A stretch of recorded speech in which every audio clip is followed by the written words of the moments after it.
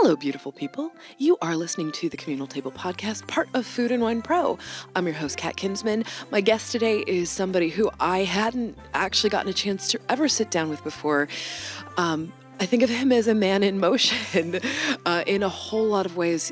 He was a Food and Wine Best New Chef in 2014, has won all manner of accolades, came from the Alinea family, ran Next, has a much talked about and loved and lauded restaurant called Dialogue, and is about to open Pasjoli. Welcome, Dave Beran. Hi. Hi. Thanks for having me. Oh my gosh. So I was saying, I think of you as a person in motion, and it's funny because it's sort of reflected in even some of the titles of your things. There was Next. Yeah, right? It's like never ending. Yeah. And the fact that, and I really do want to hunker down on this, that you are a really avid athlete. I try to be. Yeah. You know, I wouldn't say like executing at a high level, but attempting to. Right. If that matters. If that makes sense. You know what? Like, it does, but I'm wondering, okay, let's just dive right in here into I've been so interested in this overlap of chefs being athletes. And for a lot of them, it's picking up something that maybe they'd left behind when they all of a sudden had an aha moment of, you know, hey, maybe I'm not feeling so great. I want to get back into this thing that always brought me joy. There are some people who use it as basically an alternative to substance abuse. There are people who use it to deal with their mental health. There are all different reasons. But the thing that I keep coming back to is that y'all are people who strive for perfection in this really intense way. If people know anything about Alinea and where you came from and what you're doing now, see your Instagram, they know that perfection is of great interest to you. How did you start doing this? The athlete part of it, or when did it intersect? I think I got my first pair of ice skates when I was like 18 months old. Are you Canadian? No, but may as well have been. Until I was 5, 6, somewhere in there. We lived in Marquette, Michigan, like way up in the UP. Right. And my dad played hockey in college, and so like when you live up there and you're that age, like you get your skates right away. So like I could walk, I could skate, kind of thing. And I played hockey my entire life, all the way up through into college. Then I had a handful of knee injuries, which kind of ended that. So, you know, hockey and lacrosse was like the side note of something that I really loved. And so I always loved the whole aspect of team sports and the camaraderie, but also the competition. It was just, even when I wasn't into it and wasn't passionate about it, I kind of had to do it because that's just what I did in my family. Like my dad was the coach for a team and I played, and like he wasn't, even when he wasn't the coach of my team, it was still like, you're coming with me. You know, and so... And that offers structure. Yeah, and, you know, you fall in love with it and you understand why it's important to respect and appreciate the people around you, even if you don't like them, you know, because you need them and you need each other. And so I was a goalie, so it was a totally different perspective on it, because goalies are all weird. I, as a person who was occasionally a soccer goalie, yes. You're just like a little quirkier, but, you know, I think what people who don't or have never played hockey realize that the goalie almost ends up being like the quarterback. Because from a distance, you're looking at the entire perspective and kind of, you know, you're talking to your team and you're helping set up plays and so on and so forth. And okay, so it's your team's job to make sure that nobody gets near you. Yeah, and you know, it's everything about a team sport. I think translates to a lot of moments in life. Whether it's, you know, the workplace, whether it's your personal relationships with people, you know. It's like the metaphor for the trust fall thing, right? Like you have to be willing to relinquish control and rely on the people around you and trust them and know that what you're doing will be supported and backed by the people you're with. And I think that can translate to any aspect of life. But when you start at like, you know, 4 years old on a team learning how to pass a puck to someone, that immediately is like, by the time you're 6, you're not even looking at them when you're passing. You just trust that they're there. And so those relationships, I think, you know, even my business partner, Anne, who runs all of our business operations, she played soccer growing up. And we always talk about the team sport aspect and how that applies to everything. Yeah. So please educate me on this, because I'm, you know, only a casual observer of hockey. I've only ever been to one Oh, game. treat yourself. It was a great game. Nashville Predators first season. Sure. Yeah, because they were really trying to entice people to come. It seems like an incredibly physically brutal sport that there, I think of something, sort of other team sports where there isn't maybe so much collision Sure. of bodies. And is there something psychological that kind of outlet of potential physical aggression or something like that can do for you? Like, what's the psychic part of that? Yeah, it's interesting because I think as you watch it on TV and as you watch it from like a side spectator thing, people love the fight. Right? Yeah. And they love the huge checks. But I've always thought of a sport like that as more of a finesse sport. It's almost like if you start talking about the greatest players, like if you start talking about Wayne Gretzky, he was like one of the least physical players. It was all like, and no one could hit him. He just had so much finesse. He just made his way through, and he's like dancing on everyone, and like the puck was on a string at all times. Like he never lost control. And now, if you move forward, like even the great players now, they do hit, and there is that like physical mentality of it, but it's still far outweighed by the finesse of the game and the elegance to it. Like the way you can move on skates on ice around people with like 10 people or 12 people on the ice at once. So the physical aspect for me was never the intriguing part. It was more of the, I guess just the aspect of like the competition and like the striving to like, you're not going to beat me and you're not going to beat us. Yeah.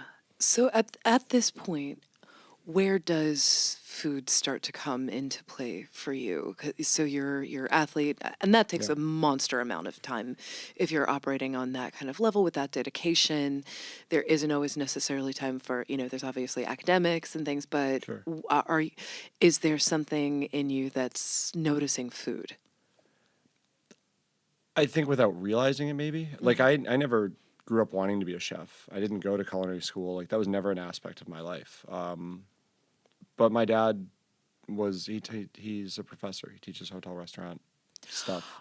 Oh, wow. So you've got some stuff determined in all different ways. From like he was a professor at Syracuse for 25 years. Yeah. And worked in their hospitality program. And so, I was always around kitchens. It was a place I was comfortable in. Like it wasn't uncommon, even when we lived up in Marquette and he was at Northern Michigan, after school, I would go to the college and just hang out in the kitchen and like play in the kitchen because that's what was fun while he was, finishing classes or sitting in his office or grading papers. And so, I remember being younger and making an omelet with him or his students being there and like I'm standing on a milk crate next to him. But none of that seemed weird. Like I wasn't trying to cook. It was just like, oh, I'll make this or I'm hungry or and it was just fun to be around people doing things, so I wanted to do it too. It didn't matter what people were doing. It's like, oh, you're doing this? That looks neat.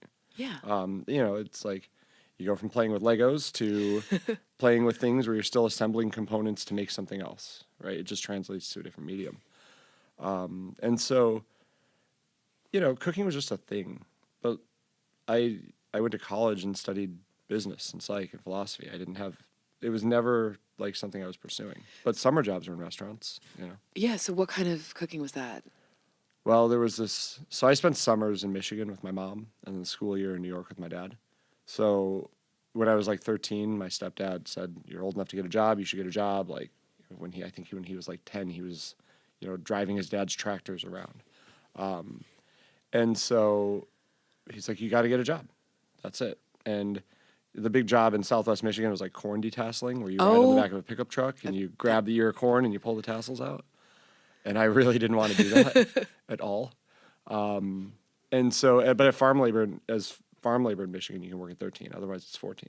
At least at the time. I mean, this is like 100 years ago. And so there was a diner behind our house at a flea market on the other side of the asparagus field. And so his like third cousin managed it. So I got a job there. I started washing dishes at 13. And then the next summer when I was 14, I worked the takeout window. The next summer when I was 15, I was toast boy. Tell me about being toast boy. Well, if you can imagine like that classic Midwest diner of like there's a counter with the red stools that are metal that kind of swivel and like the bad linoleum countertop. Mm-hmm. And then there's the flat top, and to one side there's a toaster and to the other side there's a steam table. basically the tickets come in on the left, the omelets and pancakes are made on the flat top, the plates and the toast are here, and then it goes out. I put in the toast. And so the whole trick to being the toast person is that you, as the chef, lead cook, can make an omelet way faster than I can make a piece of toast. So I always like trying to stay 4 orders ahead, and then if you fall behind, the food's sitting there, but the toast isn't ready. Super stressful. You have to like wipe your cutting board, you're brushing butter on with like a paintbrush.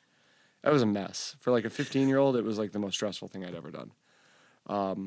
But I did it for a summer, and by the end, I moved from toaster for breakfast to steam table at lunch, which was exciting because I got to use the deep fryer. Oh, any injuries? No, but I threw everything in there. Like, why would you not? Yeah, like I learned very quickly not to throw ice cubes in there. Yep. Or a whole egg in a shell seems like it might be cool. Yeah, that cool. But cool. Yeah, it's super. I mean, we cooked bacon in a fryer. I can't even imagine how delicious everything must have been coming out of that. That was great. It was so gross, but it was awesome. And so, you know, it was just like a fun, comfortable place. Like I'd been there for at that point 3 years. The next summer I came back and I worked the griddle, so I was the brunch cook. And it was like, you know, it was right behind my house. I didn't live there, so I was meeting, you know, kids my age essentially that were, you know, who lived in the area. So I was making friends, and it was like a good little weird sense of community there.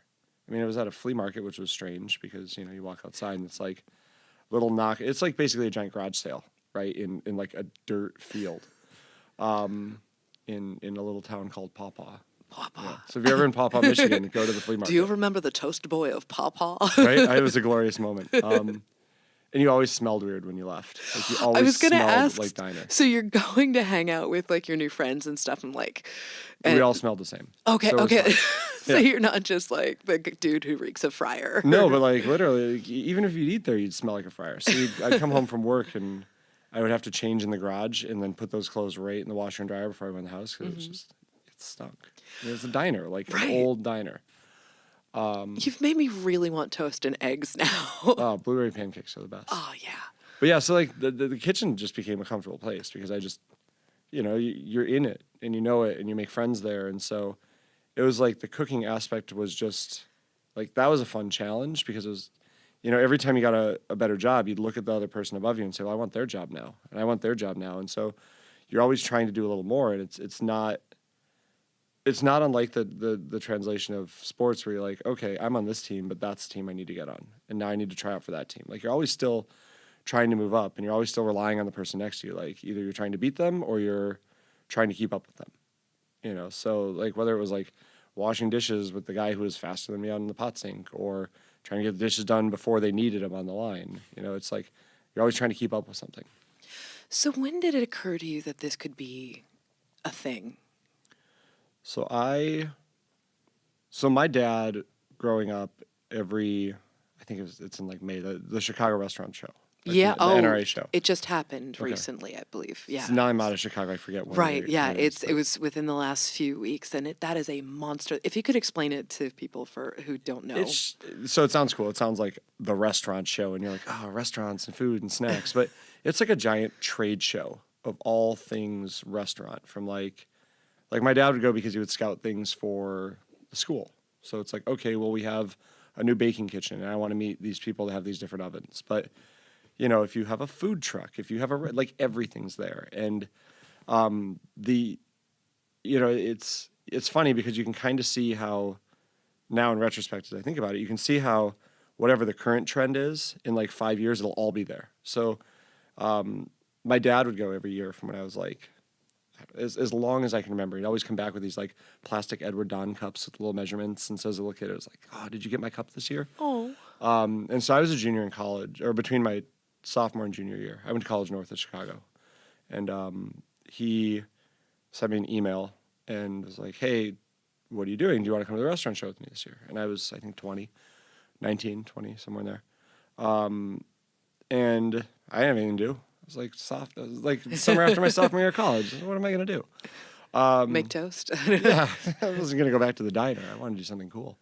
And so I was like, sure, yeah, I'll go to the restaurant show with you. And the whole thing about the restaurant show is that afterwards he would like go out to these cool dinners with his colleagues. And I think that year he did like MK and Topolobambo and I love this MK. place called Mambo Grill, which didn't last very long, but someone told us to go there. And so I went with him to the show, and it was like the year of the smoothie. So right. there were Who smoothies knew that it would become such a thing? everywhere, like just smoothies and slushies, and like, so I just walked around having smoothies. And after the show, we went to MK. God, I love that. It's closed recently, didn't it? Yeah, Cornick had like the building sold. The new landlord wouldn't make update. There was a dispute, whatever it was, and ultimately Cornick was like, "It's been 20 years. It's time to say goodbye."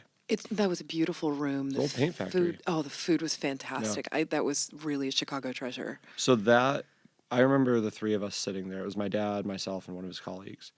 And I remember sitting in this dining room and looking up and seeing these like bow truss old ceilings with the skylight and brick walls and this like beautiful like glass wine fridge in the dining room. And I was like, this is like a movie set. Like, this is amazing. I've never seen anything like it. And at the time I was vegetarian.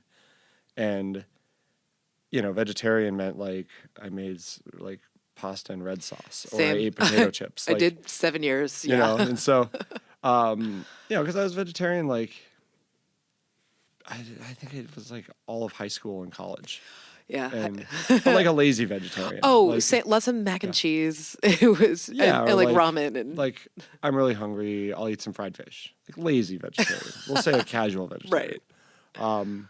But for the most part, I stuck to it. Like, there was never like, I'm going to have pepperoni pizza right now. I don't know why I did it. It was like, here's a challenge, so I'll do it. And I just stuck with it. Yeah, for me, it was sort of an identity, personal challenge kind of thing. Like, can I keep doing this? Well, I grew up in Syracuse, and it was like, that was the big, like, straight edge vegan hardcore scene. Yeah, I was in art school. And I loved Earth Crisis. They were the coolest band ever. And so, like, all my friends were straight edge vegan. Spoon bracelet or anything? Just X's on the hand. Yeah. Like, big, fat markers. Yeah, it was awesome. Did you drink any Yoo-Hoo? No. That was a big straight edge thing. I never went down that road. But it was like a cool scene. Like, especially when you're 14 and you want something to do. Like, we're going to go to the Hungry Charlie's to go to the hardcore show at like 1 in the afternoon because it's a no drinking show. Yeah, they're really great shows. Yeah, so I was vegetarian. I'm at this restaurant and you're always like trying to like, are there potatoes? Are there something? Right. And they had this like goat cheese ravioli with just like beurre blanc and tomatoes and peas. It was like the best thing I'd ever had in my life. They did like some other dish for an entree, but I was like so swept away. And so we left that, and we had a couple other good meals. And then as we're finishing the show, my dad's bringing me back to college to get my car and my stuff. And that's what I'm doing that summer. I don't have plans. And so he says, my grandma's really sick. She has pancreatic cancer. Oh, God, I'm sorry. And he asked if I wanted to go live with her for the summer and help take care of her. And he and my uncle were going to take turns flying in, helping wrap up the estate, things like that. But they just wanted someone to be there. And so I said, yeah, I'll go. And we got up there, and this was in northern lower Michigan. So like 30 minutes south of the Mackinac Bridge, just outside Petoskey. And so I went there, and we went to this restaurant called Latitude. And Latitude, if you remember Tribute in Detroit. I never got to go. Oh, so Latitude was in that group. And it was like that and Topawango, where Stuart from Statebird was from. Those were like the two best restaurants up there. And so we went, and I was like, this is so cool because it's like a Michigan nautical-themed version of MK.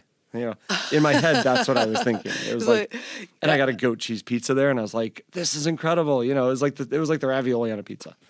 And so I went back like a week or so later, and I wanted the pizza at the bar while I was, for lunch, while I was just like popping around the area. And I started talking about the bartender and told him where I was from and I was looking for a summer job. And he's like, I think we're hiring. And so I talked to the chef or the sous chef, someone. And somehow they were like, it ended with, sure, we'll give you a 2-week trial, and if it doesn't work, that's it. So I got a kitchen job. Most important 2-week trial of your life, probably. Yeah, and so, I went into that thinking I was awesome. And, you could fry the hell out of some stuff. Yeah, and I think I kind of left it also thinking I was awesome, but for like 80% of it, I realized I wasn't awesome. Right. In what ways weren't you awesome? Well, like they said chop shallots, and I threw a bunch of shallots into a robocoup. Okay. And like the chef like had a meltdown. Or like the stock pot in my head was like all my scraps went into that chicken stock. I was like, oh, cutting bell peppers, seeds in the stock pot. And one day he's like, you have to stop. I was a vegetarian, so at the time I wasn't like, they told me to go clean and organize the walk-in cooler. So I picked up the brine and I picked up the chicken stock that was the same color and I married them because I wasn't tasting things and they weren't labeled. Oh, dear God. There's a lot of like stupid things like that. Yeah, but you're someone who'd never worked anywhere would right. do. You're how old? You're 19. Yeah. Maybe I just turned 20, but somewhere in there. But I loved it. It was like this perfect balance of art and sports, which were the two things I was really into. And so at the end of that, you know, they were amazing. Like they knew I had no experience. They were really, really great people. And the next time, like, hey, if you want to come back and work with us, we'll have a job for you. Maybe you can work on the night line because I was just AM prep and lunch. I was like so excited about it. I didn't go back there and work. I did I screwed around the summer between my junior and senior. I didn't do anything. But at that moment, I was like, I think I want to be a chef. And so my thought was after I graduate college, I'll apply to culinary school. I'll do that. And I think I'm still enrolled at Kendall College. You never did the No, I paid my $35 enrollment fee and met with a couple counselors and couldn't afford it because you can't get financial aid if you've already had, I already was pursuing an undergrad, I had a bachelor's degree, so you couldn't get an associate. I mean, you could get it, but you couldn't get financial aid. And I couldn't afford it, and I wasn't going to take out a bunch of loans. Right. Because I already had those from college. Why was I going to do all this? And so I just thought, I'll just start applying places and cooking. Yeah. So I got Chicago magazines, every year they put out their top 20 list, and I applied to all of those. And I got a stage at Spring, which at the time was awesome. It was Sean McLean's restaurant. He just won a beard. It was I think number 4 in Chicago. And a friend of mine from college was dating Sean, and so she introduced us, and that was a disaster of a tryout. What happened? I just stood in the back corner and picked oxtail for 4 hours while they did service, and I didn't know what I was doing. I'd never been in a kitchen like that. And at the end, Sean sat me down and had a very polite but candid conversation, kind of discouraging me from continuing in this career path. He's like, I know your friend Holly, who's now his wife, and I think they have a couple kids. But he's like, I know she said you want to do this, but I don't know if this is right for you, or maybe going to school first would be the thing. But and at that time, I wouldn't have hired myself, and I probably would have had a very serious conversation with that person too. I think it's a kind thing to do. Yeah, he didn't do it in any malicious manner. It was just very you're a friend of a friend. I don't know if this is for you. You have a degree, go do something else. Mm-hmm. As in, sort of, I wouldn't wish this life on you. I don't know. Maybe that. Maybe I'm going to save you from failure later. Yeah. I don't know. So many different things. And then I got, I kept applying, and True at the time was pretty awesome. Who was cooking there at the time? It was still Jason Robinson. Okay. It was always Tramato when I was there. Right. But J-Rob was the chef de cuisine. And so they'd let anyone stage. They just wanted free labor. So I think I staged there 6 times. Did 6 free days in the kitchen. And I really thought I was awesome then. I was putting that on the resume as I was applying to other places. And I eventually got stages at Blackbird and MK. Oh, goodness. How'd that feel walking into MK? Well, that's where I worked. They hired me. So MK, I talked to the chef, and that was the restaurant that made me fall in love with this whole idea. Yeah. And all of a sudden, I'm sitting there talking to the chef, and I'm Stephen Dunn was the chef at the time, and he'd come from Puck, who's at Post Trio, I think, and Mindy Siegel was the pastry chef, and God, she's spectacular. Yeah, it was such a talented team. This guy Amador Acosta was he worked for Michael White for years, but he was the Garmager guy, and there was this guy, Kevin Heston, who just become Sue, and he was Wiley's Sue out here for a little while. There was a lot of talented people before they'd taken that next step. And he just talked to me about, he's I didn't go to culinary school either. Someone gave me a chance. He's our French fry guy just quit. We'll make you can be essentially the home freak guy, like the guy working next to the meat roast guy. I was like, fryer? As we have established, you're a great fryer. Yeah. And when is the last time you've worked a fry station? Then. Yeah, that was it. MK. I think you need to just step into somebody's restaurant while you're in New York and go work the fry station. Yeah, just let me work this, please. Oh, we didn't have a fryer at True. We didn't have a fryer at Alinea. We don't have a fryer at Dialogue. We're not going to have one at the new place. Yet. Right? All we have are rondos of oil just sitting in the corner. So I got a job at MK. And, my first 3 months, I was like a disaster in all accounts. Like, I was terrible in the kitchen. I was trying to become hang out with the cool kids, and we were going out all night and drinking and crawling to work the next day. And, I was just coming right out of college. I moved from college to downtown. I lived with 2 guys I went to college with who were, your typical, I just got out of college and I have a well-paying job. Well, one did and one had no job. And we had a kegerator. So the way we made money is friends come over and they pitch $10 and all of a sudden for a $60 keg, you have $250. And that's how we paid rent. So, I was kind of continuing the college lifestyle. Yeah. But I mean, I think you in your young 20s or whatever, you have license to be a dumbass for a while before you. I lived above the original Pops for Champagne, which was this amazing champagne bar in Chicago. But I was friends with the bartenders, so I'd go down there and they'd be shots and drinks. I was living the best life just south of Wrigley Field. And so after probably 4 months of that, maybe a little longer, I was just kind of getting. I sucked. I sucked at everything, and I started improving at MK. I started kind of wrapping my head around it. It was my roommates had jobs at that point. We were kind of pulling it together, and then 2 of my really good friends that I played hockey with from college were moving downtown, and they asked if I wanted to move in with them because my apartment was the party house. Everyone would, even you can't escape it then. Yeah, and I'm getting home from work at 2 a.m, but they've been there going strong all day since 3 p.m. It's it was that kind of house. Yeah. We didn't have a table in one room. We had a beer die table, which is a drinking game where there are constantly tournaments going on. That's not sustainable. No, and so, and it was because it was it was just a lot of meathead hockey players. So it wasn't this drug scenario. It was just a lot of beer. Right. Lots and lots of beer. Which is good because somehow that part really never entered my side of life. It was just drinking with the guys kind of thing. Yeah.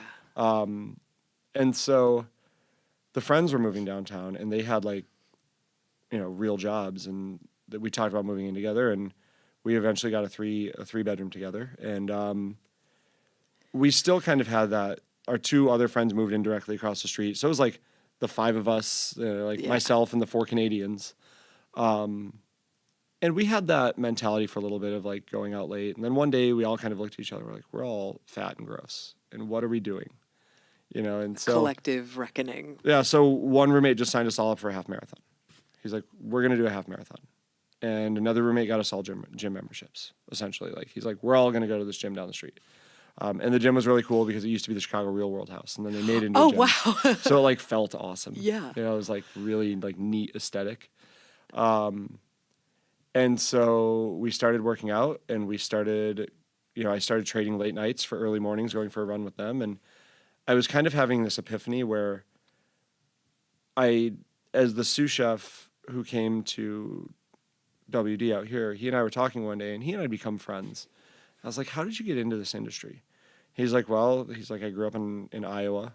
I didn't really have a lot going on. It was kind of construction or jail or cook. And so I started cooking. And I took a step back and I thought about it. I was I have these friends who I've had such a certain life with. And then I have these restaurant people that if I wasn't standing in this restaurant at this moment with them, they're not people I ever would have been friends with. And I'm not establishing real relationships. I'm establishing relationships that are occurring by default. Okay, I'm in this room with 5 of you. That means I should probably be friends with 3 of you. And it just occurred to me that I wasn't doing anything to better myself. I was just becoming a part of something that was there, that I was intrigued by. And so started trading all my late nights for early mornings, and would go straight home after work and, try to wake up with my roommates at like 7 a.m. to go for a run before they'd go to work. And everything started changing. Like, this is probably somewhere between 6 and 9 months into working at MK. And, I'm losing weight. I'm feeling better. I'm doing a much better job at work. Like, everything's starting to make sense. I'm starting to move through the line. At a year, I was all of a sudden off a station and starting helping expedite and overseeing some of the private parties in the dining room upstairs, and basically getting freedom to do whatever I want at this restaurant. Mm-hmm. And it just kept improving. And as my life outside work was getting more focused and improving, and I was feeling better, my professional life was too. Mm-hmm. And as soon as I drew that line and separated and said, okay, work is a job, not a social life. And the people that I've been engaging with, that have been a part of my life for so long, there's a reason that they've been that. It's not like in college you go around and you say, you're the 4 people that I'm only in the room with, so you're the ones I have to hang out with. Like, you choose your friends. It's interesting because I know a lot of people who I talk to who work in restaurants do definitely sort of go down that particular road, and they feel completely alienated from anybody else in their life who isn't at the restaurant, and it's self-perpetuating then too. They miss out on occasions, they miss out on birthdays, holidays, all these things, because their entire life becomes focused on the restaurant. And in one way, they don't have to pay the price of feeling alienated from their colleagues, but then they don't have any checks and balances outside, so all of a sudden behavior starts to seem really normal that isn't too... Well, the nice thing about a restaurant, like, it all of a sudden gives you an excuse. Yeah. Right? Like, I don't... Like, an example, like, you have a family member who has, who passes away, and you don't want to go to the funeral and deal with it. But you can also say, I have to work on Saturday. Like, what do you want me to do? I can't lose my job. And, you don't realize it at the time, but it becomes a defense mechanism too. Or, sorry, guys, I can't see you. I'm just going to go out with the work people. Yeah. And you're choosing to take this side of your life that is just this one thing, is just a job, and you're letting it consume you so much for not the right reasons. Yeah, I don't know if, I wonder if it's people haven't seen that behavior modeled often enough, where, because there is definitely this like sort of masochism to it, and this almost maybe sometimes martyrdom of it. I am a slave to the kitchen. Yeah. This is what I do, and anything other than that is letting down the line. So they haven't seen somebody who necessarily has those clear kind of boundaries. Did you have anybody who was showing you that this was a possibility? Well, I would say, I obviously had my friends outside the restaurant who, like, I'm still friends with them. There's still like this dumb group text that's awesome. randomly pops up, and I'm like, oh, Brian Bell, what's going on, buddy? Like, I forgot about you up in, Edmonton or Calgary or wherever he is now. But I had this one chef at MK, a guy named Eric Williams. And Eric essentially, like, I had some very glorious moments at that restaurant, like glorious in not a good way, where it was like, this is the pivotal point where I just want to walk out the back door. Yeah. And had it not been for him, I may not have continued cooking. And like, there was one where the chef at the time was going through a lot of personal things, and he was not in the best place mentally in the restaurant, and, drinking and, being a bit aggressive and, trying to like prove points. And he gave the meat cook the night off on like a Friday night, and I'd never really cooked meat, but he was like, Gus, go home, you can have the night. And Gus was like, oh, okay, thank you, chef. And looks at me, and he'd always call me son. He's like, son, you're cooking meat tonight. And I literally had never done this. And Eric is like, hand is on the back door, and he's about to leave, looks at me and sees like the deer in headlights go pale, like I'm gonna die right now. And he walks downstairs and he puts a chef coat on and comes over next to me and works the fryer. He's like, I'm not going to do this station. You're going to do it. But he really taught me that, this notion of like, one, at the end of the day, it's just food. And two, if you take a second and take a breath and look at it and assess what you're doing, that extra second or 30 seconds or whatever saves you so much later. And so as like Steven was standing behind me yelling for the lamb, Eric would say things like, I would say, is this medium rare? Can I cut it? And he would say, is it medium rare? Tell me if it's medium rare. Tell me why. And, in those moments of learning how to tune this out to only focus on this, despite all the noise behind you, it kind of, that I think was my most pivotal moment in a kitchen. And Like to this day, I still talk to him. Like we'll talk about business. We'll talk about life. We'll just like, how's your wife? How's your kid? Like it is a two-way street. Like he'll call my wife sometimes just to say like, hi, how are you? And what's going on? And anytime in Chicago, I'll try to meet up with him for a coffee. Wait, does he has a new place? Yeah. Yeah, it's called Virtue. Right. Okay. It's just open. So I got to eat at MK when he was still cooking there, and I saw him last time I was in Chicago. Did not make it to Virtue, but he is one of those people who does not get their praises sung nearly often No, enough. He's one of the best people I know. This is an opinion held by several people who I very much trust, and he just it makes me nuts when you have those fundamental chefs in various cities who never get the accolades in the same kind of way. And I this is your invitation, Eric. Please come on the show, and we will. He's I mean, there's so many people that I would come back to the restaurant, or I'd always invite him into friends and family at Next, and one, he'd always give me the very blunt opinion, which is what you need during a friends and family when you're trying to make things right. But every time he'd come in with someone new, and I'm like, who is this kid you're bringing in who just looks like a disaster? And at some point in talking to this kid, I'd be like, oh, that was me. Yep. Like the kid that is sitting here right now with you was me. It's someone that you're trying to inspire, that you see something in. And there's, in his tenure, 14 years at MK, in his entire tenure there, I think every, like, generation of cook there were at least one or two that he just like mentored, that still talk to him, that will always talk to him. And he would like find people that he would meet somewhere else and decide, a kitchen would be good for them. And these are like, I mean, he had a couple apartments that he bought on the south side because in like this not great area, and he's like, we're going to make this area great. And he would like meet kids out there and say like, you're going to be a cook. You're going to do, this would be good for your life. And one way or another, he was always doing something to try to help the world be a better place in anything, whether it was community outreach, whether it was friends of friends, whether it was like taking an extra 15 minutes to have a conversation with you that he really didn't have time for, and so like even when I left MK and I went to True, I like every 6 weeks I had to work a new station. The chef either loved me or hated me, so because of that, he's like, you're gonna learn something new. You're gonna learn something new. And my second station was the Amuse station, and the whole thing about it, the Amuse at Old True, was that you had this square Bernardo plate with these 4 small squares on it, and each one had a different Amuse. And if they're a VIP, they got a second tray with 4 more. So you basically had to have 8 new dishes every day. And I called him in a panic, 6 weeks into working at this restaurant. I was like, I can't do this. Like, I started there in this restaurant. It was right when Trotter versus True, like, best restaurant in Chicago. And Tribune did this whole thing point by point, and True won. I was so proud of working at the best restaurant in the city. And I had like a meltdown on the phone. I was like, I can't do this. Like, they want me to do this dish. And I don't know. He's just like, I think his words to me were literally, stop being a bitch. Like, which, obviously maybe today you might want to rethink those words in general, but he was very blunt. He's like, what is your problem? Like, it's just food. He would always say, it's just food, and just make things taste good. And they're not going to let you fail because the restaurant doesn't want to fail. They, the chef doesn't want to fail. He also doesn't want to train someone new. So they're not just going to fire you because, your almond salad sucks. Like, someone's going to help you. And they did.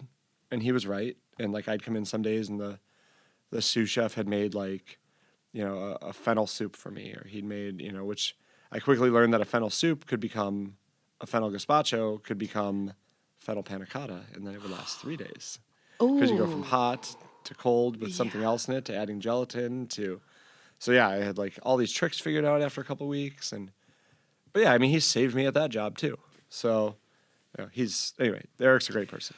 I cannot get enough of people talking about mentors. I love that so much. And we were sort of talking before this about being a best new chef and how we're giving them mentors, because that's some tough time when you're in the spotlight. You were in 2014, and a bunch of stuff happened at once, right? Yeah, it was kind of a roller coaster. I mean, the whole window of like my time ending at Alinea through probably 2015 of Next was like this crazy rapid fire of things. Like, late 2008 through the early 2011, I was chef de cuisine of Alinea.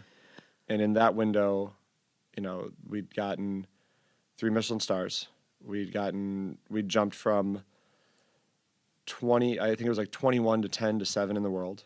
We had like this documentary come out about us. We were opening Next.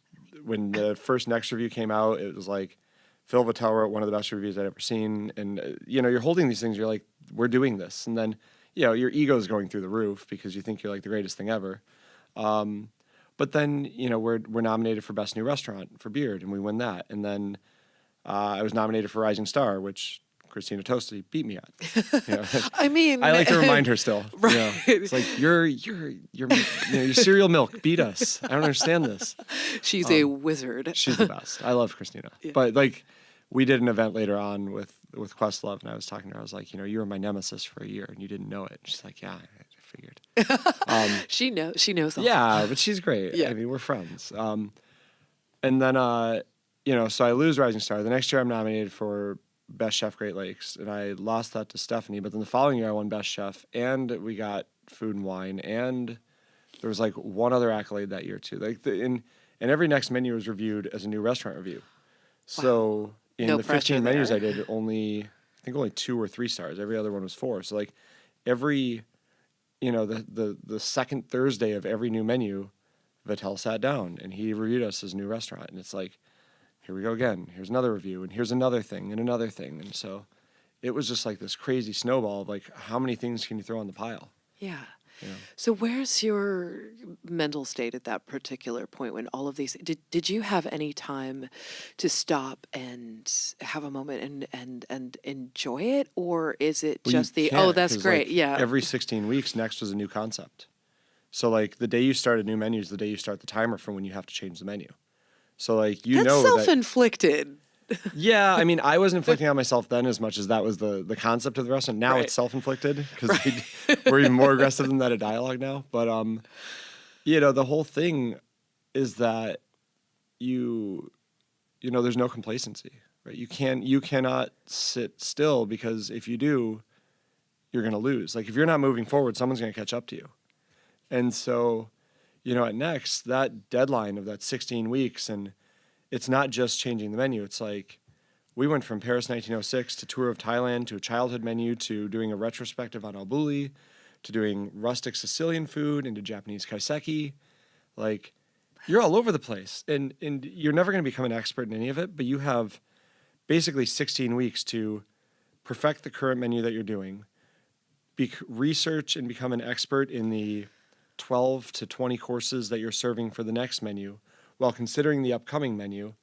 And, it's just like, it just doesn't end. So you don't have time to take a breath and step back and say either A, this is awesome and we should be proud of it, or B, like, what am I doing? I need a break. Could you, on a micro level, be like, that was a good service? Yeah, totally. Like, we'd have the service meeting every day, and I'd talk to the staff, and, you're the voice, right? You're like the one that, I mean, obviously everyone's there for Achatz, but on the day-to-day, I'm the one who's talking to him. And so, and we had, it goes in waves where like, he is the chef owner is there, for like a month every day. And then he's not there for 3 months because he's at Alinea or he's traveling or he's doing his thing, because obviously he has even more on his plate than we have.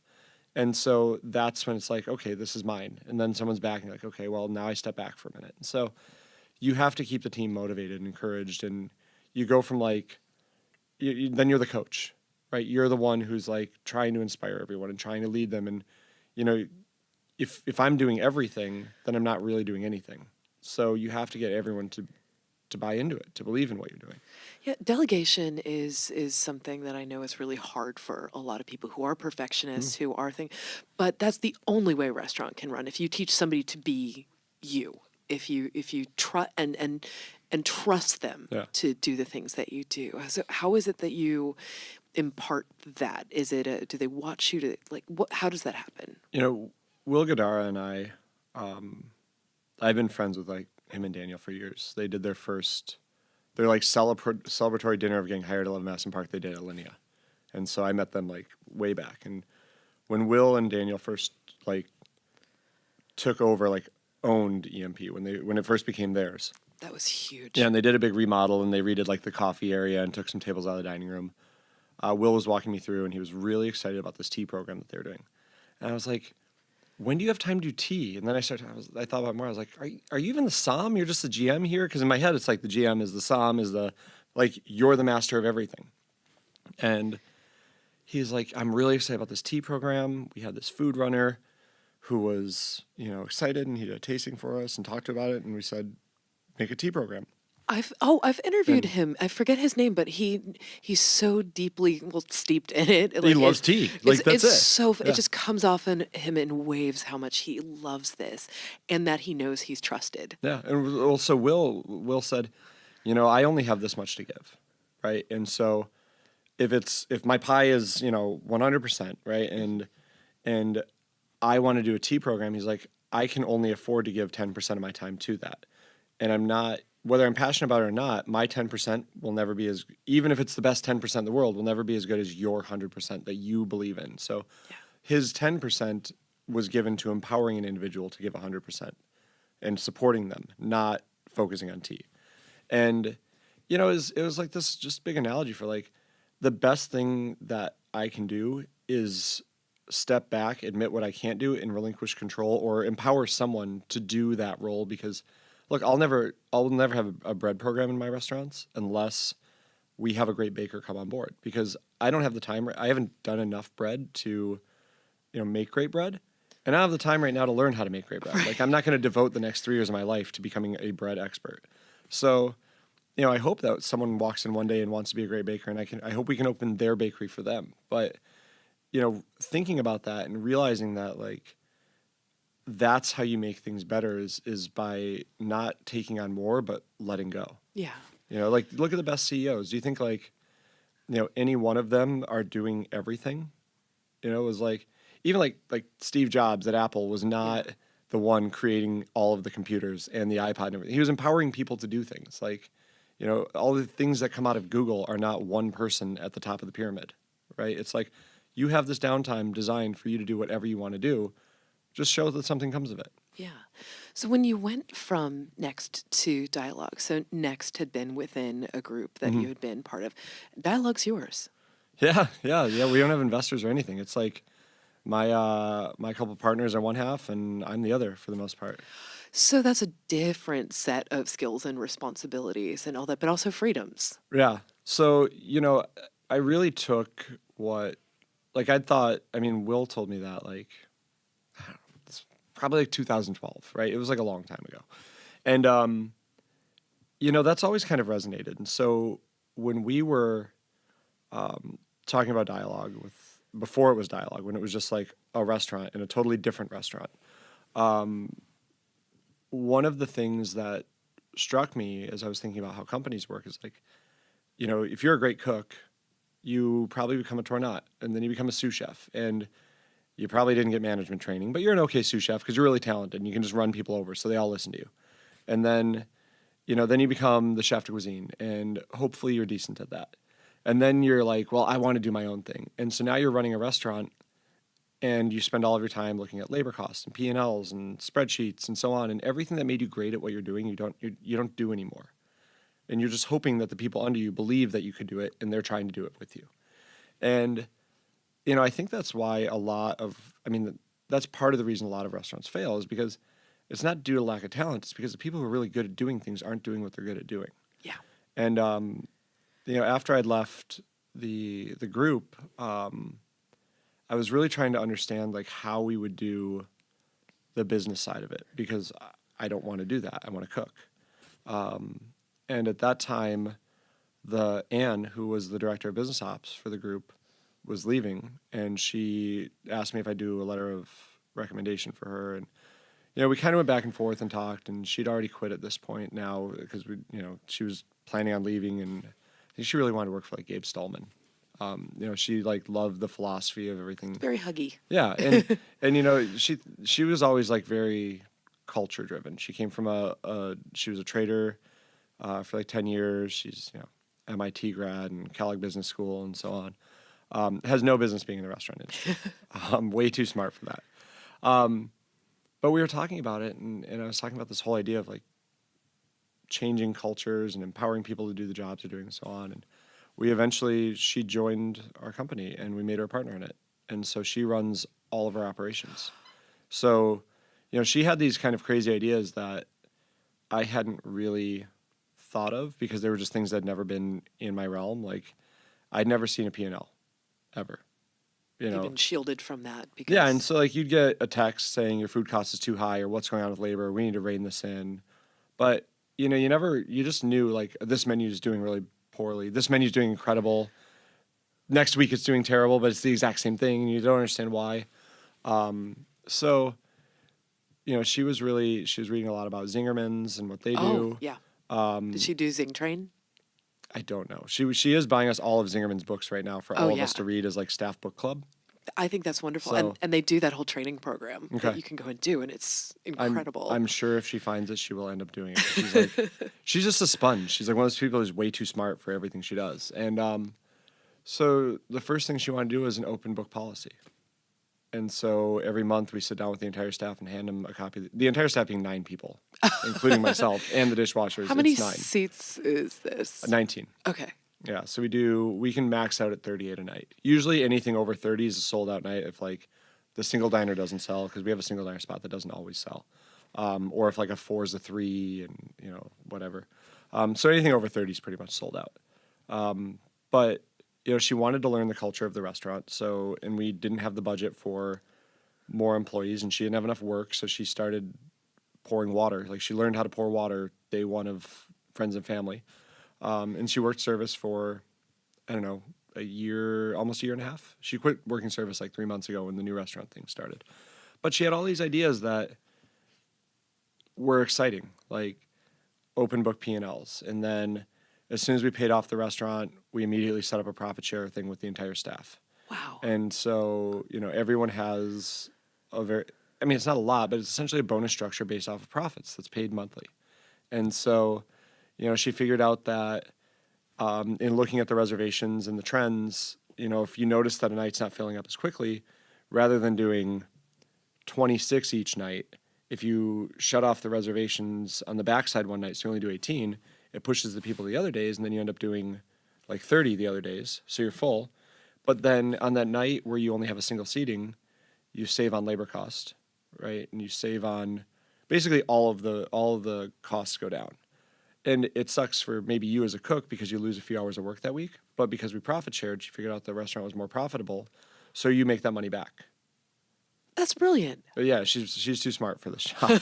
But she started trying to put systems in place like that, and these are things that like as you're, by default is now giving me the freedom to actually focus on the creative process and the restaurant and the food, because I don't have to think that like, what does the P&L look like this week, or this month, and then because of that, now that the staff has an open book policy, they're looking at things like, oh, we just did a menu transition. Our food cost was high. Why was it high?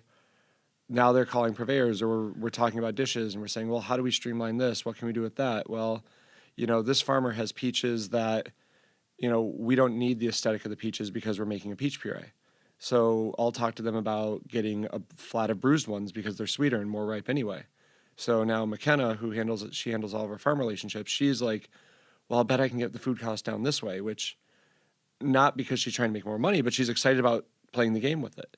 And then by default, because of the profit share, they ultimately make more money anyway. So it's all gamified. Yeah, because and everyone's excited about it. Everyone's talking about it. Like, you have a cook say, like, hey, it's maybe we only have 11 on the backside, and it doesn't have to be 4 of us. And someone's like Daniel, our pastry guy, maybe his girlfriend's in town. He's gonna spend the evening with her.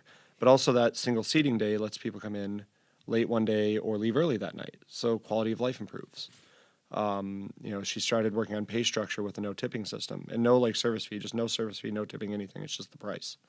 And we wanted to see if that would work. And the nice thing about Dialogue is it's a very small, controlled model where when you change something, you immediately see the effect because it's so little. So we could do things like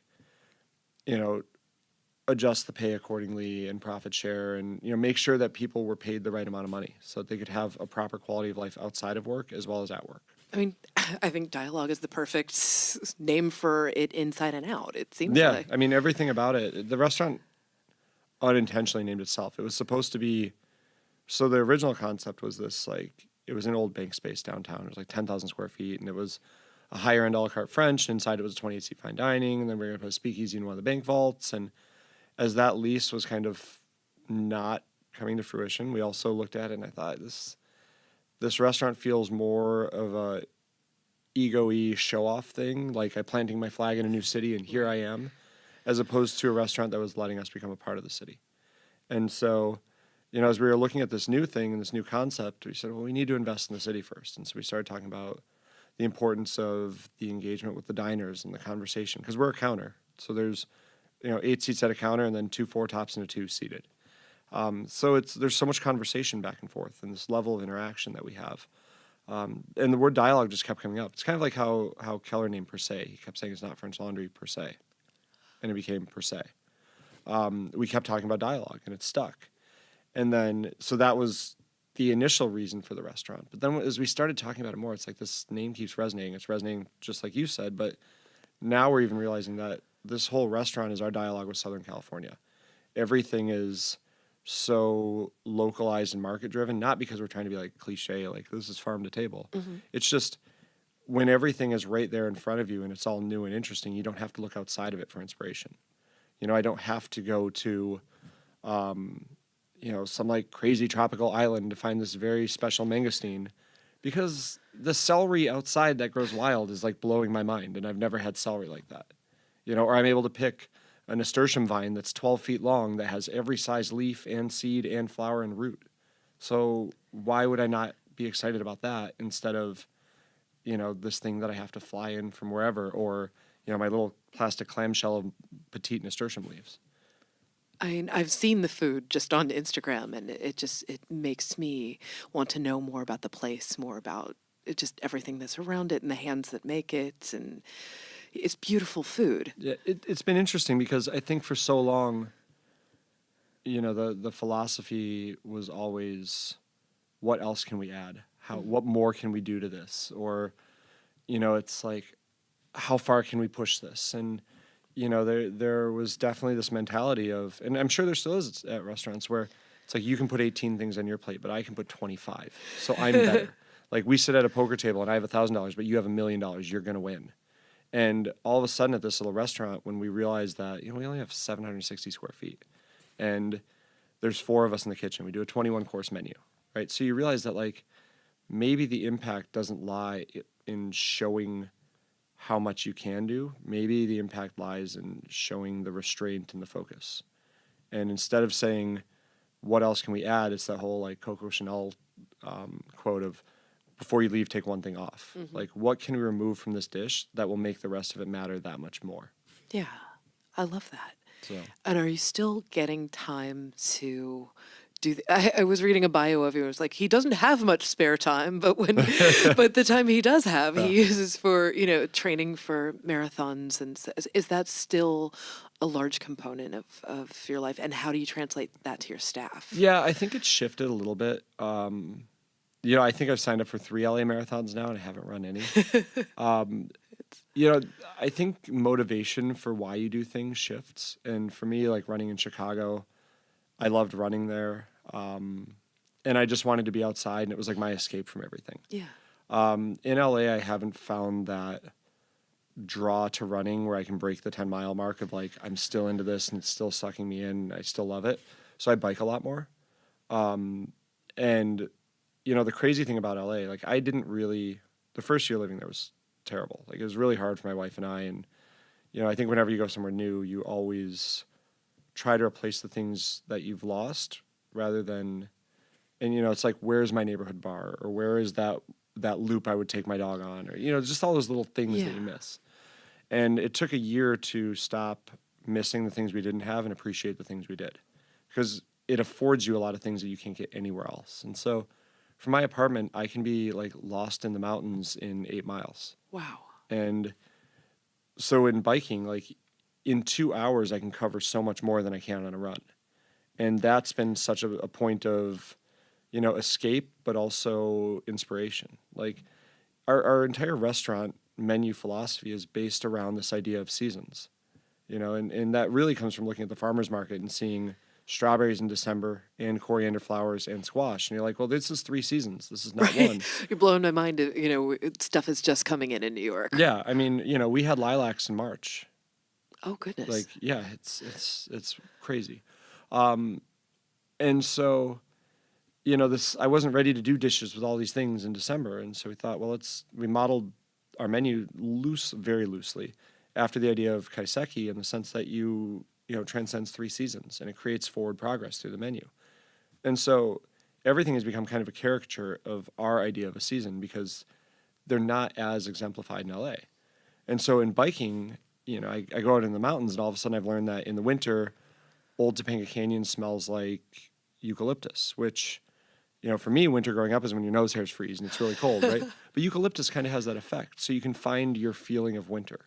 And Payuma Canyon in the mornings in like December and January has frost on the ground in the shade. And Mandeveld Canyon, you get fallen leaves and it looks like autumn. So exploring and being outside is one, that physical outlet of just like, I need to burn myself out in a way that's a different kind of fatigue and just like blow off some steam or just not think about anything. But also you find things, and you find things the most when you're not looking to find them, or, as long as you're, the blinders are off and you're just willing to take in whatever happens, you see all of these things that you weren't ready to see. And then you're taking this and also putting it into Pasjoli, which is coming up. So I was getting the wrap it up symbol. But tell us about Pasjoli and what the philosophy is there. It's the total opposite of dialogue. Like if dialogue is the theater set where, the library and a theater has like a table, a bookshelf, a lamp. Pasjoli is the movie set version of that, where it's like three rows back, you care about the top right bookshelf and the wear patterns in the carpet and, so on. Like, dialogue is all about the focal point of the story on the plate, and it's sparsely decorated and it's, very minimal so that you can just fill in the blanks with your mind. And the diners are, the energy and the ambiance. Pasjoli is that elevated neighborhood bistro, the one where, it's okay to get dressed up and travel across the city and spend a fortune if you want to get a magnum of this and tableside caviar and a duck press.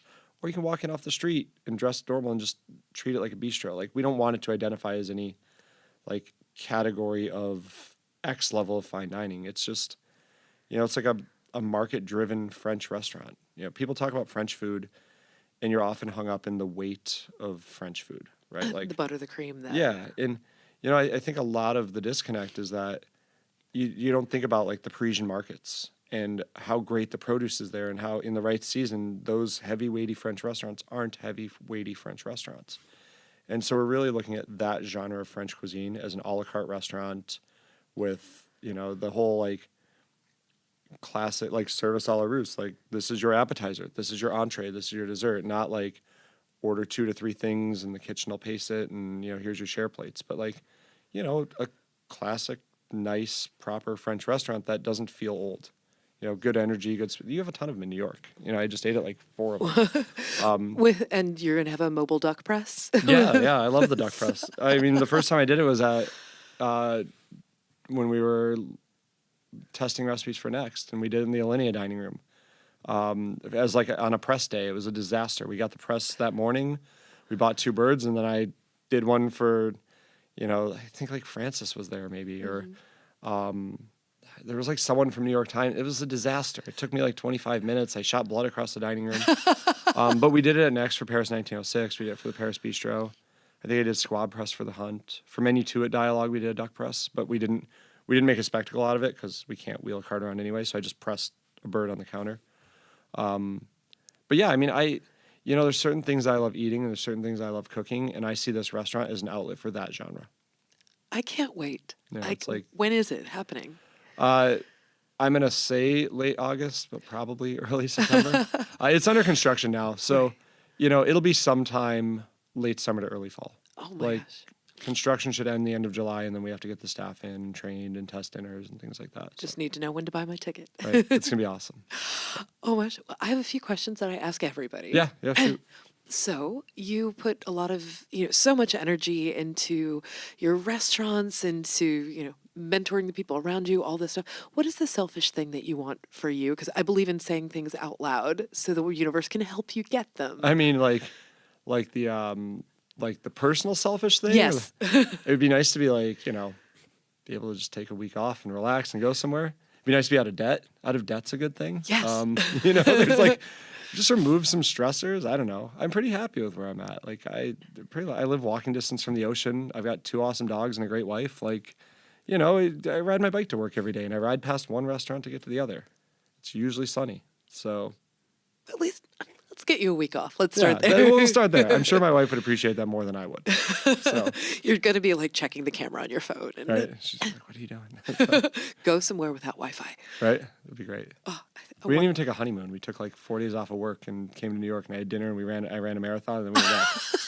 So she keeps saying like, at 5 years, let's do a honeymoon. At 10 years, let's do a honeymoon. I agree with your wife. Yeah, I mean, I owe it to her. She puts up with a lot. So I want that for you and I want that for her. Thank you. So what's your comfort food? I eat like a child outside work. Do tell. I mean, people ask all the time at the restaurant, like, where do you go to eat? And, everyone cringes that I work with as soon as they ask. Because, like, most people say, oh, this is my favorite restaurant, and go check that out. And I'm like, there's this terrible Mexican place down the street that does, like, nachos and a Mexican Caesar salad. I put the salad on the nachos kind of thing. Nachos are absolutely my comfort food. I love buffalo wings. Oh. I grew up in Syracuse. Right. And so you have the a high buffalo bar. wing is, like, with, like, blue cheese. I love it. I don't know why. I also like Diet Coke a lot. I used to drink 2 to 4 liters a day of Diet Coke. Well, I grew up with my dad always having the 2-liter next to his recliner. Yeah. And like as a little kid, you go over and take a sip out of it. I haven't had one in, probably almost 10 years now, but I crave it so badly. It's fine. I mean, it's great, but it's like nothing good comes of it. There's like nothing in it that your body's like, I need that. There was that Diet Coke ad that was trolling Alinea. Oh, I didn't even see this. Oh, Tom Colicchio was in it. Oh, yeah. Yeah, I did see that. That's funny. I thought that was kind of amazing. Which is funny because Atkins used to drink a lot of Diet Coke. Like, a lot. All the time. It was like that and his bottle of Perrier with lemons were always on the pass. Oh, my gosh. I mean, if I drank one today, I would drink like the whole 2-liter of it. Any mini cans, little like 8 ounces. Like those ones from the plane. Like or little like screw up bottle. Yeah. Those are kind of amazing. Yeah, they're great. I love that. Like the one shots. Yeah, dear Diet Coke, please sponsor. That's how you get out of debt. Right? Is Diet Coke needs to sponsor you. One day. Yeah. So, what is the last meal that you had that made you emotional? Oh man. When I ate at Single Thread, I think it wasn't about the meal as much as I mean, the meal was incredible. Like, don't get me wrong, but I had known Kyle and Katina forever.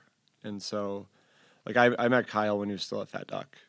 And, like, the Japanese kaiseki menu that we did at Next wouldn't have happened without him. I talked to him probably 2-3 times a week. And it was, like, he was the one saying, cut the apples this way because in autumn you do it that way. And, you have to turn the IU this way on the plate for this reason, and that course has to come after this, but before this, and if you're going to do 17 courses, you need to add these 2 specific ones. And, he talked about what became Single Thread for a long time. He talked about different iterations of it, and I'd seen, photos of, like, different drawings of different ideas of properties, and then I was up there for something and saw it before it was opening when his like chef de cuisine was nailing leather to the wall around the little, I don't know if you've eaten there, but they have like these poles and there's like this cool little leather strap thing and his chef de cuisine or sous chef made them. And it was like, it wasn't open yet, but he was just talking about, the tiles in the wall and how the gradient changes color because all that clay was harvested from their farm and they're digging the irrigation ditches and, their like friend burned all of this vegetable ash and dyed each tile a different color from the vegetable, like all of these things. So that restaurant is one of these rare moments where it is genuinely like, I couldn't have that restaurant because my story is not in those walls. That's his restaurant and his story and no one can replace that. And so then coming back there a little over a year later and eating it and just seeing that and seeing him in that kitchen, knowing how long it took and the journey that he took to get there and the genuine moment of like, no, these curtains are this like hand woven by this woman who did the DNA strand for each month of like the vegetable in the garden. So like this is October's onion curtain kind of thing or whatever season it might maybe it's a turnip, I don't know. But like to see that and to actually sit there and now have it translate to the food, that was really special. Oh my God. Yeah. And it's one of those things where I think everyone could have the story or nobody could have the story, and it doesn't really matter because it's, it doesn't have to be about that, but it's there and it exists, and that level of thought. I mean, that level of thought inspired the way that we think about a lot of things at our restaurant. Oh my gosh. It's rare that you get to see all of those stages of someone leading up to that moment where they hand you the first bite. Book your tickets now. Right. What is the last meal that someone cooked for you in their home? I don't know. No one cooks for chefs. Well, no, here's the thing is like, I hate cooking at home. Like, I hate it. It's just, it annoys me. I get that, yeah. My home kitchen's a disaster, and I don't get to see my friends or my wife that much, so I would rather sit at a really mediocre restaurant where I can just have a conversation than be frustrated in the kitchen thinking I'm making better food than that. Right. Any restaurant, any place. Like, and so the same is true with friends, where it's like, you go over to a friend's house and I get stressed out because they're trying to cook, and then I want to help them, and then we're not really hanging out. And I think the last time someone cooked for me, I have this friend, Alon Gale, who lives in LA, and he and his girlfriend Molly love cooking and throwing dinner parties. And he has like a whole Instagram about his food and what he makes, and like super cool guy. Comes to the restaurant a bunch. He might have been the last person to cook me food, like at a home. They made pasta together, and we came over because that's what they do together. Yeah. Like that's their bonding time. It's like the opposite of my bonding time. I think that might have been the last like time I sat with someone who cooked a meal and ate it. I really want someone to cook for you. I mean, someone else may have done it since, and I'm sorry if I forgot you. But I think that's the last one that I remember where like, they had this thing, and she baked her mom's pie, and but that's what they do together. That's like that's an act of love then to get to feed people, to do that and then to feed people. And they're really great people too. So it's like exciting to go and hang out with them and just chat. That's so nice. Yeah. What living musician would you want to cook for, and what would you cook for them? Oh man, that's a tough one. Music's been a huge driving force in our restaurant, our menu structure, our thought process, like understanding this idea of full albums and how we translate that philosophy to our menu structure. I don't know. Like for a while it was Questlove because the roots were so... I thought you were going to say that. But I've cooked for him a few times. Right. And like I've cooked with him and I've met him. And so, I'm trying to think like... I mean, there's musicians I've always wanted to meet because I'm really intrigued by what they're doing. Like I think Trent Reznor's hit so many different layers of brilliance. Oh, yeah. He broke my brain in high school and it's never recovered. I think, from an artist perspective, which I don't know this individual at all. I've never met them. I don't know anyone who knows them, but I've always been intrigued by Marilyn Manson. Oh, yes. In the way that he's, for so many years, essentially created this character that he's lived through, but I imagine there's so many facets. It's like it transcends music, and he's, a painter, and now he's acting, and I'm sure there's so many layers to him that I would just want to like pick his brain. But what do you say to him when you're sitting there? Like, I want to interview you? Like, that's weird. You just feed him. Kendrick Lamar. Oh, yeah. Is like, I mean, I've been Kendrick, Kanye, like, these are all people who have a perspective. And I always, whether you agree with someone's perspective or not, the fact that there's an individual who genuinely believes in something, and I think it's rare to find someone who truly believes in something and it is willing to defend that and go for it. It's like, I can respect that. I may not agree with what you're saying, but I can agree with the fact that you believe in something, because so many people are so wishy-washy on everything.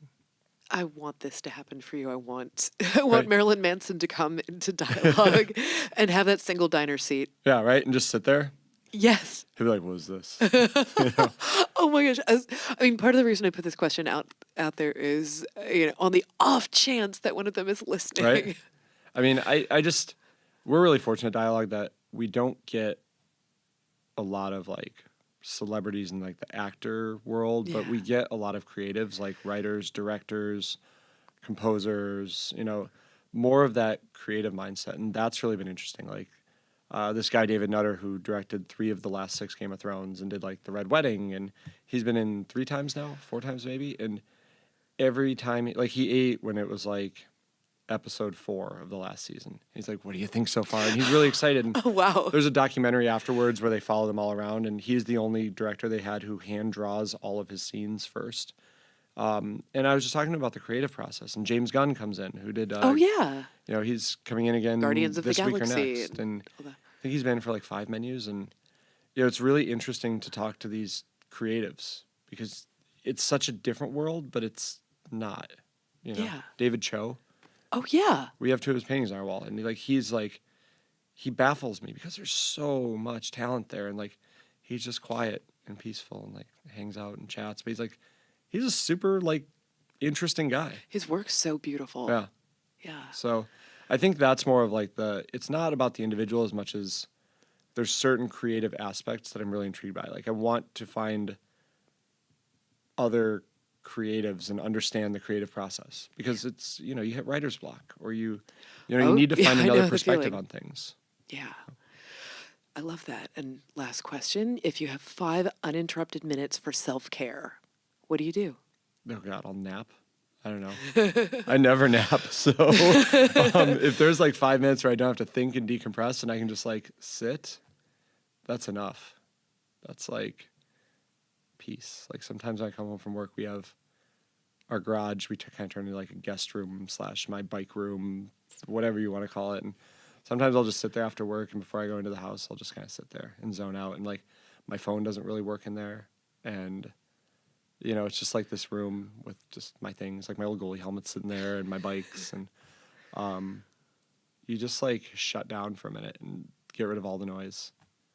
I also garden too. That's a new thing. Oh, so that's fun too. I like picking all the dead leaves off, and it's really meditative. Yeah. I stole a passion fruit from the neighbor's yard, and I'd like clean the seeds and dried them and then sprouted them and planted them, and now we have 2 different types of passion fruit vines covering our whole yard. And now you have to go and give one to your neighbor for stealing. I mean, it was over the fence, so I think it was fair game. A windfall. Yeah, I didn't like it. It just reached up.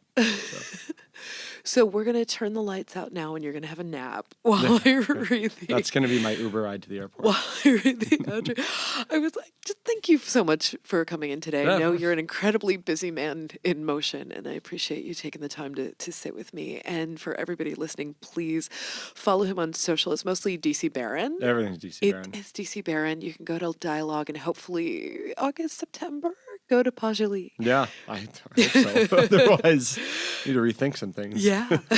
Thank you to our producers, Jennifer Martinick and Alicia Cabral. Thanks to Douglas Wagner for our delightful theme song.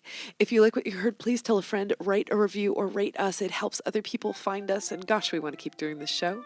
If there is something you'd like for us to talk about or a guest you'd like to hear from, please let us know. You can find me on Twitter at @KittenWithAWhip. Find out more about the show and catch up on all the episodes at foodandwine.com and Food and Wine's YouTube page. Thanks for listening. Take good care of yourself till the next time.